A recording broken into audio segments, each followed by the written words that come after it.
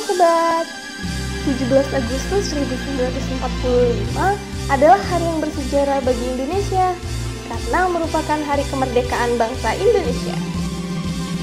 Karena merupakan hari kemerdekaan bangsa, maka biasanya rakyat Indonesia mengadakan sejumlah perayaan untuk memperingatinya.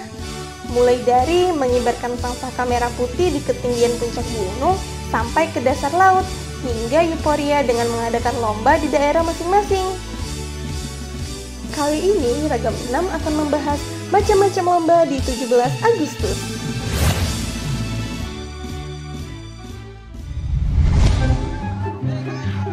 Gebuk guling. Lomba gebuk guling tradisi yang biasa dijumpai pada lomba 17-an. Biasanya lomba ini dilakukan di atas air, baik kolam maupun sungai yang tidak begitu dalam. Kemudian didirikan sebatang bambu atau kayu. Nantinya, dua peserta yang mengikuti lomba ini akan duduk berhadapan sambil memegang guling. Nantinya, dua peserta yang mengikuti lomba ini akan duduk berhadapan sambil memegang guling yang digunakan untuk menjatuhkan lawan yang ada di depannya. Bagi peserta yang terlebih dahulu jatuh ke air, tidak akan lolos ke babak final.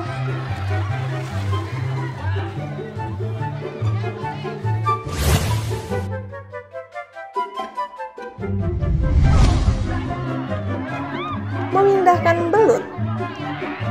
Sobat, ada yang takut dengan belut tidak?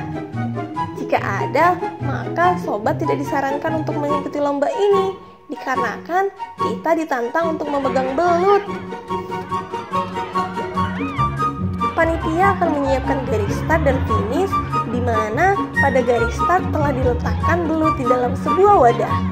Kemudian, peserta harus memindahkan belut tersebut ke wadah berikutnya yang terletak di garis finish dalam waktu tertentu. Sekali bolak-balik, peserta hanya dibolehkan membawa satu belut saja. Hingga peluit ditiup tanda permainan selesai, maka bagi peserta yang memiliki belut paling banyak di wadahnya, maka akan menjadi pemenangnya. Gimana sobat? Berani coba tidak?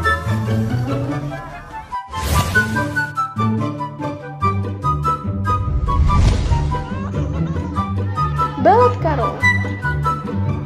Balap karung merupakan lomba yang melegenda sejak dulu. Panitia akan menentukan titik start dan finish, kemudian masing-masing peserta akan diberikan sebuah karung yang nantinya akan digunakan oleh peserta. Cara mainnya yakni peserta akan masuk ke dalam karung dan meloncat mulai dari titik start hingga ke garis finish.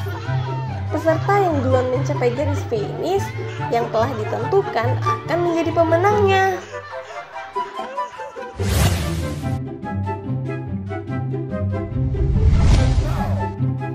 Balap sepeda. Lomba yang satu ini cukup unik sobat. Mungkin sobat biasanya akan melihat pertandingan balap sepeda yang berada di darat atau di arena tertentu. Berbeda dengan itu, kali ini balap sepeda diadakan di atas air. Di atas air yang tingkat kedalamannya tidak begitu tinggi, didirikan papan kecil untuk tempat sepeda. Panitia akan menentukan titik start dan finish, kemudian peserta akan menyeberangi air di atas papan yang telah disiapkan. Jika peserta terjatuh ke air, maka peserta tidak lolos untuk mencapai final.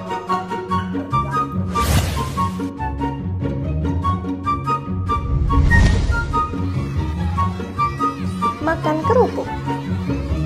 Lomba yang satu ini biasanya diperuntukkan bagi anak-anak. Kerupuk yang sudah matang digantungkan di seutas tali. Lalu, satu kerupuk digantung pada satu tali dengan tinggi yang telah disesuaikan dengan jumlah peserta yang akan mengikutinya. Kerupuk yang telah digantung disiapkan berjejer dalam satu barisan, yang nantinya para peserta akan diminta untuk memakan atau menghabiskan kerupuk dalam waktu yang telah ditentukan. Setelah waktu selesai, maka akan dilihat peserta yang paling banyak memakan bagian dari kerupuk. Bagi yang dapat memakannya sampai habis atau memakan paling banyak bagian dari kerupuk tersebut, maka akan jadi pemenangnya.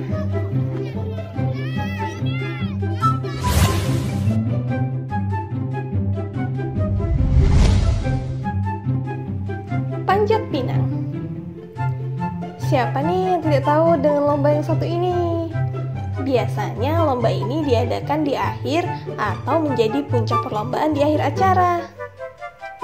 Panjat pinang terdiri dari batang pohon pinang yang tinggi yang ditancapkan ke tanah, kemudian ujung satunya digantung berbagai macam hadiah, sehingga bagi grup yang berhasil sampai ke puncak dapat membawa pulang seluruh hadiah.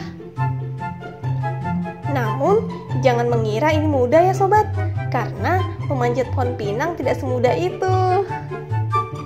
Grup terdiri mulai dari 3 hingga 5 orang, biasanya terdiri dari laki-laki. Kemudian mereka bahu-membahu memanjat batang pinang yang telah diberikan pelumas, sehingga peserta akan kesulitan untuk sampai ke atas puncak. Lucu ya sobat?